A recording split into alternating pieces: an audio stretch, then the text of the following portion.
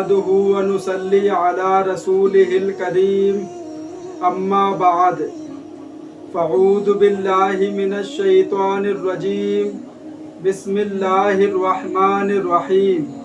अल्लाह ताला से दुआ है अल्लाह ताला सही तरीके से बात कहने की, सुनने की, समझने की, फिर उस पे हम सबको अमल की तौफीक अता फरमाए।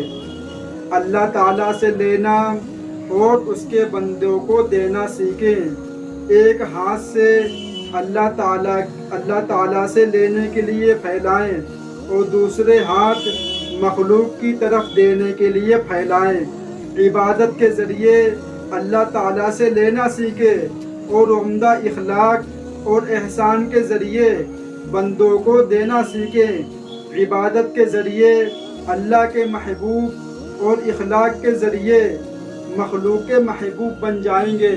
जब आपके पास कोई मांगने वाला फ़कीर आए तो उसको भगाया मत करें, उसको कुछ ना कुछ पैसे दे दिया करें, इसलिए कि हम लोग ऐसे हैं, हमारी लोगों की वजह से वो खाना खा सकता है और जो हम उसको पैसे देंगे उस 1 रुपये का बदला अल्लाह ताला क़यामत के दिन हमको 70 रुपये के बदले के बराबर सवाब अता करेगा।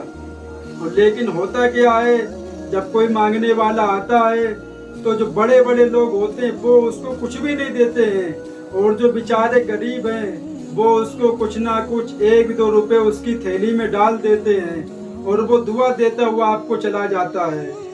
मेरे मुसलमान भाइयों, अल्लाह ताला से रिस्क मांगो और वो जब आपको रिस्क दे, आपको पैसे दे, तो उसके बंदों पे खर्च करो।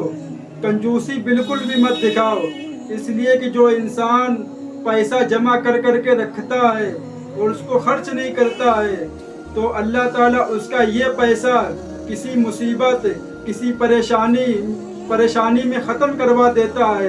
फिर वो सर पटक के रोता है कि काश हमने इस पैसे से कुछ काम कर लिया होता तो आज हमको ये दिन नहीं देखना पड़ता है। मुसीबतें आती तभी हैं जब आप अपने पास पैसा जमा करके रखोगे।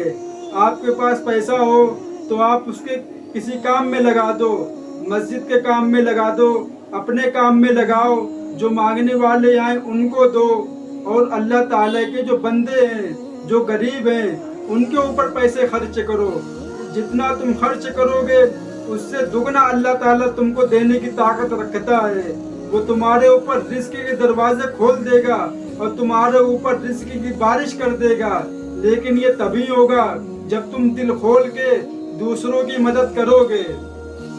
बहुत से पैसे वाले होते हैं, कोई आ जाता मांगने के लिए, 10 रुपये उनके पास नहीं होते हैं और करोड़ों का बंगला लेके रखा हुआ है, लेकिन 10 रुपये उनके पास नहीं है कि वो उस बेचारे को 10 रुपये दे सके। तो अल्लाह ताला को कितना गुस्सा आएगा। अल्लाह ताला ने हमारे ऊपर एहसान किया है कि कुछ को गरीब बनाया है, कुछ को अमीर बनाया है, इसलिए कि जो लोग मालदार हैं वो उन बेचारों की गरीबी को दूर करें और उनको पैसे दें। उनका फ़ायदा नहीं है पैसे देने में। हम लोग समझते हैं कि जो मांगने वाला आता हम उसको पैसे देते हैं तो हम मेरा फ़ायदा हो रहा, उनका फ़ायदा है। उनका नहीं फ़ायदा है, फ़ायदा हमारा है, इसलिए कि हम उसको 1 रुपया देंगे। सदका ऐसी चीज़ है कि जो बुरी मौत से, मुसीबत से, आपत से, परेशानी से बचा के रखता है। जो हमारे नबी से पूछा गया कि अल्लाह के नबी, वो कौन सी चीज़ है जो बुरी मौत से बचाती है, जो हादसा से बचाती है, तो अल्लाह के नबी ने फरमाया वो सिर्फ और सिर्फ सदका है जो हम लोग दूसरों को दिया करते हैं। इतनी अहमियत है इस्लाम के अंदर सदका देने की, लेकिन आज मुसलमान इतना कंजूस हो चुका है कि उसके पास 10 रुपये भी नहीं निकलते हैं। कि हम बात तो यही है कि हमारा ईमान नहीं है अल्लाह ताला के ऊपर। हम लोग सोचते हैं कि अगर हमने 10 रुपये उसको दे दिए फिर हम कहाँ से खर्चा करेंगे, हम क्या खा पाएंगे, हम क्या पी पाएंगे।